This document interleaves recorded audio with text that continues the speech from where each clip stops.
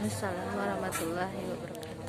Puji dan syukur saya panjatkan kepada Allah Subhanahu wa Ta'ala, serta salawat dan salam kepada Nabi Muhammad Sallallahu Alaihi Wasallam. Terlebih dahulu, para hadirin sekalian, perkenalkan, nama saya Azura Gifsyakila, utusan dari SDN 02 Palembayan Tengah, Kecamatan Palembayan. Yang saya hormati para hadirin sekalian, serta dewan juri yang bijaksana, yang menimbang sanubare, yang mau puasamu panjang. Izinkan saya untuk menyampaikan cerita saya yang berjudul Ikan Sakti Sungai Jernih. Cerita ini berasal dari salah satu daerah di Sumatera Barat, tepatnya di Kampung Timarau. Selamat menyaksikan. Tersebutlah kisah di Minangkabau.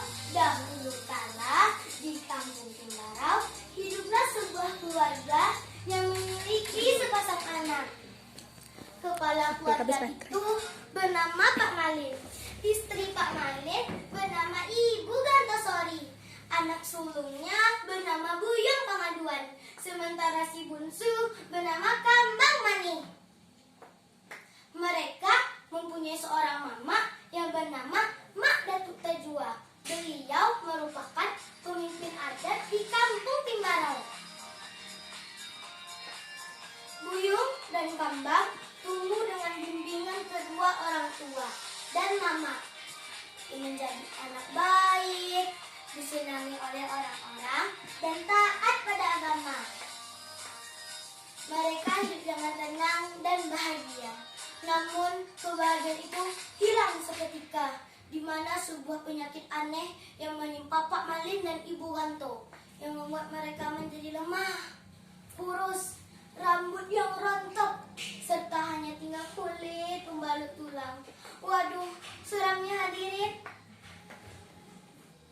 Berbagai tabib telah didatangi, berbagai obat telah dicoba, namun kesembuhan belum juga didapatkan.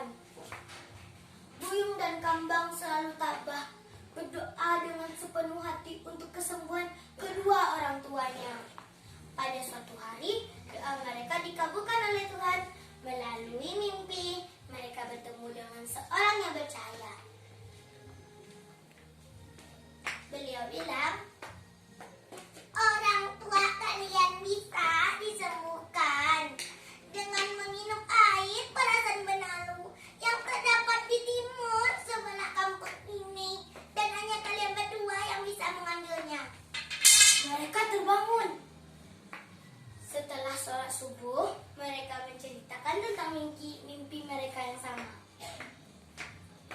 Udah Buyung, awak harus mencari ubek tudah, kata Kambang. Ya, marilah awak cari bersamamu, kata Buyung. Setelah semua perlengkapan siap, mereka menghadap Datuk Tajwa. Mak Datuk tidak ingin melepaskan kalian pergi berdua saja. Namun Buyung dan Kambang menolak dengan berujar, tolong jaga kedua orang tua kami selagi kami pergi. Mereka berjalan melewati semak belukar, dan pada akhirnya sampailah mereka di sebuah telaga yang airnya sangatlah jernih. Dan tercetuslah kata-kata dari mulut si Buyung. Alangkah senangnya ikan-ikan di telagoku. Rasanya lebih elok aku menjadi ikan daripada tidak bisa menolong orang tua, kata Buyung. Hati-hati mengecek udah, awak kini sedang beradu di hutan dan Asia, kata Kambang. Ambo semua sungguh siap menjadi ikan, asalkan kedua orang tua awak capek sehatnya, kata Buyung. Kalau udah jadi ikan, awak ikutlah supaya orang tua sangat capek sehatnya, kata Setelah mereka mengucapkan janji tersebut, petir menggelegar, tor, tor, tor, mengguncang seisi hutan.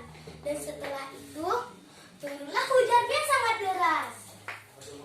Dan keajaiban terjadi. Perlahan-lahan, tubuh Kambang dan Buyung berubah menjadi ikan. Mulanya, kaki mereka yang menyatu layaknya ekor ikan. Tangan mereka yang berubah menjadi sirip. Dan kulit mereka yang dipenuhi dengan sisik. Dan pada akhirnya, kepala mereka berubah menjadi kepala ikan. Dari cerita si Buyung dan si Kambang ini, ada pantun nih dari Azura. Makan katupe di hujan nabe, tidak lupa ubek kue pade, gula-gula kepikong.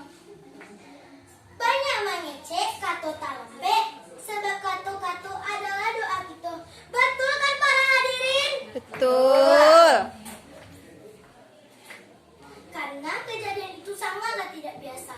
Seperti petir di siang bolong, membuat orang-orang mulai menduga entah apa yang telah terjadi. Dan mulailah seorang tetua di kampung itu bertanya dan berprasangka.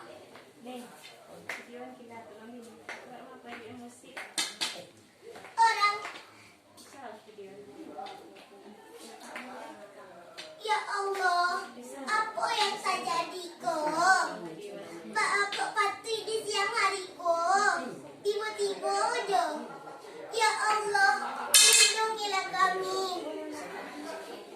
Sementara di rumah Pak Malin dan Bunda Ganto, mereka merasakan perubahan yang sangat dahsyat pada tubuh mereka.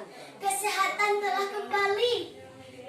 Namun, di dalam hati mereka masih bertanya-tanya tentang keajaiban dan kesembuhan yang mereka alami.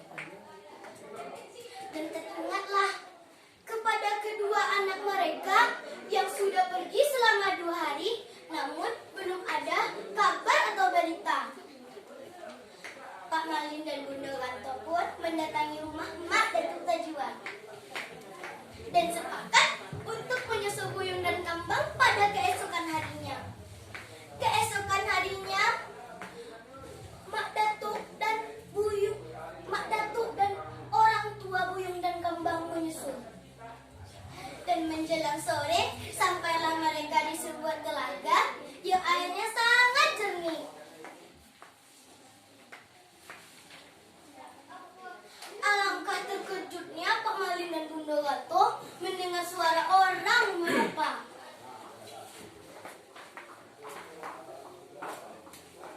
Ayah! Bunda!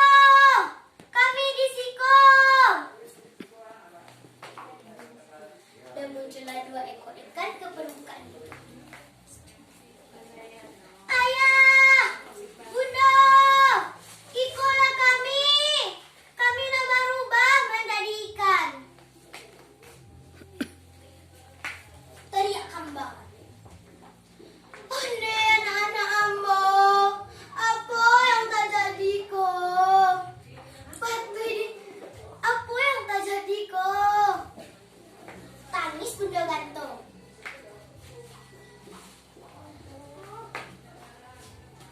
Ayah Jo Bunda, usahlah bahagia. Kami akan selalu berbakti ke Ayah Jo Bunda. Dan bagi orang kampung kita, kami akan sembuhkan setiap penyakitnya yang tiba kemari. Kata Buyung. Setelah kejadian itu, kedua orang tua dan Buyung dan Kambang mencoba berlapang dada menerima keadaan ini dan memutuskan untuk tinggal di tepi telaga itu. Namun, keanehan terjadi kembali. Sepeninggal kedua orang tuanya, kedua ikan itu tidak dapat berbicara lagi. Dan sejak saat itu, telaga itu kini dikenal dengan Sungai Janiah, dan ikan-ikan yang berenang dengan riangnya di telaga itu disebut dengan ikan sakti Sungai Janiah. Dari cerita si Buyung dan si Kambang ini dapat kita ambil hikmahnya. Cintailah kedua orang tuamu selagi mereka masih ada.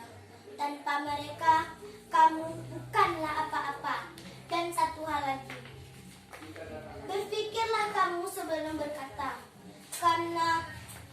Jika salah-salah, maka akan berakibat fatal pada dirimu. Jalan-jalan ke Pantai Gondoria, tidak lupa memberi salam.